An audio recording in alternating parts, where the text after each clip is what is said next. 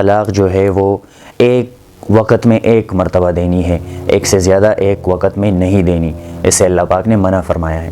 اور دینا بھی طلاق جو ہے وہ پاکی کی حالت میں ہے، ناپاکی کی حالت میں وہ طلاق نہیں دینا۔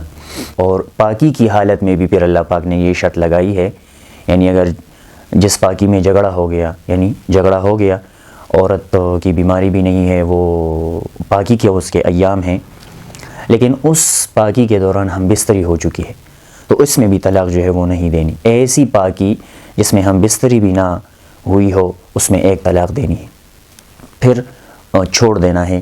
پھر جیسے ہی 3 حیض گزریں گے، 3 بیماریاں گزریں گی، تو شوہر اور بیوی الگ ہو جائیں گے۔ ایک تو یہ طریقہ ہے۔ دوسرا طریقہ یہ ہے کہ ایک پاکی جس میں ہم بستری نہ ہوئے ہو، اس میں طلاق دی جائے، پھر چھوڑ دیا جائے، پھر دوسری پاکی جب آتی ہے اس میں پھر دوسری طلاق، اور پھر تیسری، اس طرح جب آتی ہے اس میں تیسری طلاق۔ اس میں وقت بھی مل جاتا ہے کہ ہمیں الگ ہونا چاہیے، یعنی اگر کسی کو پشیمانی ہو جائے تو دوبارہ بھی وہ اکٹھے ہو سکتے ہیں۔ اور دوسری بات یہ ہے کہ جو پہلا طریقہ ہے اس شریعت نے جو بتایا ہے کہ آپ ایک طہر میں پاکی میں طلاق دے دیں جس میں ہم بستری نہ ہوئی ہو، اور پھر چھوڑ دیں ان کو، جب 3 حیض گزریں گے تو طلاق واقع ہو جائے گی، یعنی الگ ہو جائیں گے۔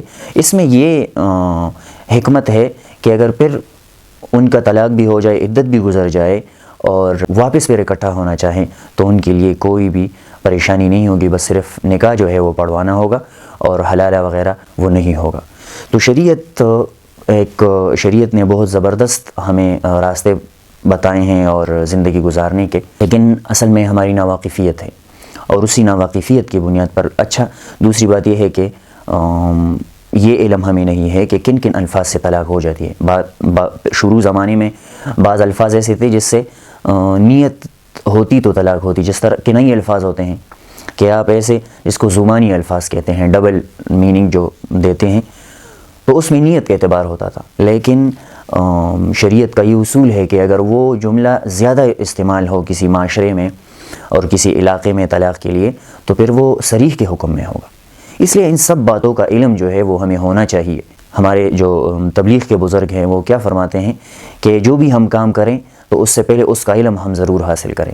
اگر ہم دکاندار ہیں تو پہلے دکان کا علم ہم حاصل کریں کہ کن کن چیزوں سے نفع جو ہے وہ ہمارا حلال ہوگا اور کن کن چیزوں سے ہمارا نفع حرام ہو سکتا ہے۔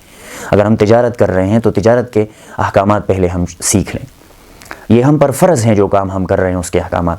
اسی لیے جو آدمی نکاح کرتا ہے تو نکاح کے احکامات وہ پہلے اس کو سیکھنا جو ہے وہ فرض کے درجے میں ہے۔